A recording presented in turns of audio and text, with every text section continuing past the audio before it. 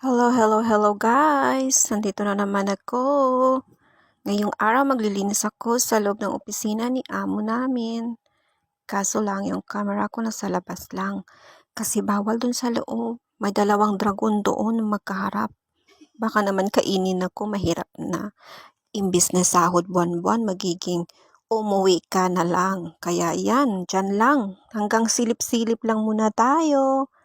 Pagka pwede na, baka pwede ko na kayong ipakita yung loob doon para makita yung dragon doon. Kaso hindi pa pwede, kaya sorry muna. Ayan, punas. Ganyan lang ginagawa, punas. Tapos mamaya, ayan, magwawalis-walis.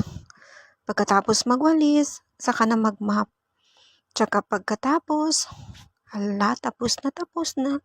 Pwede nang umupo. Kaya yan lang muna ang aking ipapakita.